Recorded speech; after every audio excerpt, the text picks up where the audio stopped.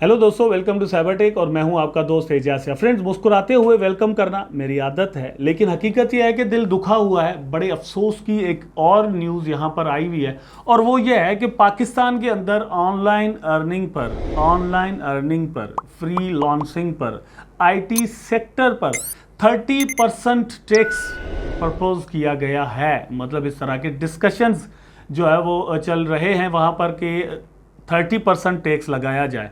I don't know कितने YouTubers हैं पाकिस्तान के अंदर, लेकिन बहुत सारे होंगे। अल्टीमेटली फेसबुक से अर्निंग करने वाले जो लोग हैं वो बहुत ज़्यादा हो सकते हैं, फाइवर पर अर्निंग करने वाले बहुत ज़्यादा लोग हो सकते हैं, अमेज़ॉन पर अर्निंग करने वाले बहुत ज़्यादा लोग हो सकते हैं। उसके बाद दोस्तों डिफरेंट और इस तरह की वेबसाइट्स हैं जहाँ से लोग अर्निंग करते हैं। क्रिप्टो करेंसी भी उसमें आ जाती है, फॉरेक्स ट्रेडिंग भी दोस्तों उसमें आ जाती है, जिसमें हम डॉलर्स जो है वो यूज़ करते हैं या डिफरेंट चीज़, या डॉलर्स में जो है वो अर्निंग्स आती हैं बैंक्स के अंदर। लोग उसको फिएट करेंसी में चेंज करके जो है वो अपना पेट पालते हैं या चलते हैं। ये लोग कौन हैं जिनको अक्ल नहीं है और उनको कुर्सियां मिल गई हैं?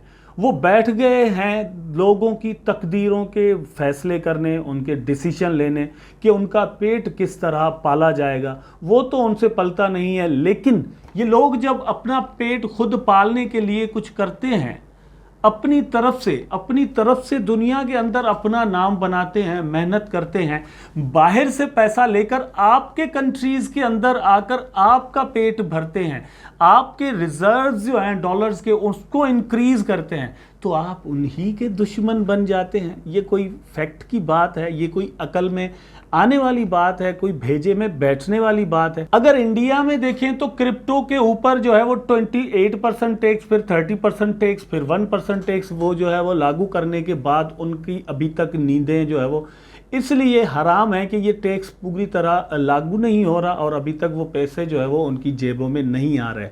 मैं सिर्फ ये कह रहा हूँ कि ये लग्जरियस लाइफ गुजारने वाले जो लोग हैं, जिनके पेट जो है वो मेरे ख्याल में फट जाएं तो हो सकता है, लेकिन भरने के लिए अभी तक तैयार नहीं है। लग्जरियस लाइफ की बात यह है कि करोड़ों की गाड़ियों से कम इनके पास गाड़ियां नहीं हैं। इनके जो महल हैं, जो बेंगलोज हैं, उनका तस्वुर भी हमारी कम्युनिटी और हम जैसे लोग कर नहीं सकते।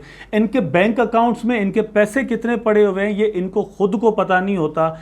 इनके पास सोना और चांदी और हीरे और पता नहीं क्या क्या और पता नहीं किस किस्म के गिफ्ट्स जो इनको मिले हुए होते हैं, टोटल उनकी मिल्कियत क्या होती है, उसकी वैल्यू क्या होती है, ये तक इनको मालूम नहीं होता। इनके किचन का जो खर्चा है दोस्तों वो हमारे एक साल की जो अर्निंग्स हैं उससे भी ज़्यादा होता है। इनके किचन के एक मंथ का खर्चा, या कभी कभार तो ये है कि एक टाइम का खर्चा भी इतना होता है कि हम शायद साल में भी ना कमाते हों। लेकिन फिर भी ये अपनी जेबों से कोई एक चारा नहीं, एक अठाना भी निकालने के लिए तैयार नहीं है। और ये आ जाते हैं कि भैया आप हमें टैक्स दो ताकि हमारी जेबें भर सकें, और ये हमारे जो टैक्स से पैसे निकलने वाले हैं आप हमसे टैक्स लेंगे और ले लो, और चूतिए बंदो या आप ले लो। लेकिन क्या ये कंफर्म है कि ये कंट्रीज़ पर खर्च होंगे, ये हमारे कंट्रीज़ पर खर्च होंगे? इंडिया में जो टैक्स कलेक्ट होता है वो क्या कंप्लीटली लोगों पर, कंट्री पर खर्च होता है? नहीं। उसमें से इनकी जेबों में कितना जाता है? उसके बाद अगर पाकिस्तान की बात की जाए, जो इमरान सरकार थी उसकी जेबें भी जो है वो पेट भी भरने के लिए तैयार नहीं था। ऐसे ऐसे स्कैंडल्स आ रहे हैं कि दिमाग ही आदमी का हिल जाता है कि ऐसा भी होता है। 5 कैरेट हीरे की अंगूठी से भी पेट नहीं भर रहा।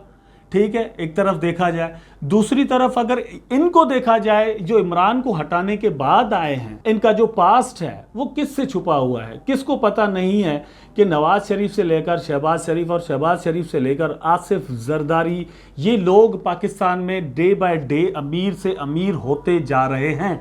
पाकिस्तान की अगर हिस्ट्री निकालकर दोस्तों देखा जाए, पाकिस्तान की आप हिस्ट्री निकालकर देख लें, इमरान खान को खड़ा कर दें, फिर मलक रियाज को खड़ा कर दें, फिर आप दोस्तों ये सारों को खड़ा कर दें एक लाइन के अंदर। अगर पाकिस्तान के अंदर दोस्तों पिछले 70 साल से गुर्बत बढ़ी है तो ये लोग गरीब क्यों नहीं हुए? ये अमीर से अमीर क्यों होते जा रहे हैं? ये क्वेश्चन जरूर यहां पर बनता है। सेम चीज दोस्तों इंडिया पर भी लागू होती है। भारत सरकार जो है उसके जो कारिंदे हैं, उस वहां पर जो काम करने वाले हैं, वो अमीर से अमीर होते जा रहे हैं, उनकी गाड़ियां जो है वो तब्दील होने को रुकती नहीं है, एक से एक गाड़ी में वो घूमने के लिए तैयार हो जाते हैं। उनके डिनर और लंच के जो खर्चे हैं उनका हम तस्वुर भी नहीं कर सकते। लेकिन अवाम जो है, जनता जो है वो गरीब से गरीब तर हो जाती है, लोगों के लिए एक रोटी जो है वो मैसर नहीं है।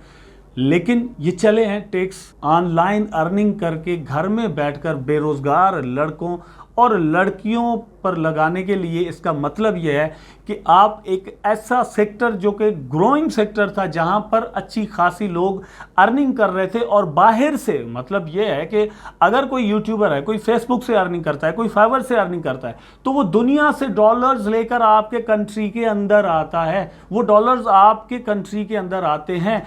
अगर आप इतना ज़्यादा टैक्स लगा देंगे तो आफ्टर ऑल मैं आपको बता दूं कि होगा क्या भैया, यहाँ पर आपने शायद सोचा हो कि बहुत ज़्यादा अर्निंग होती है, इतना नहीं है।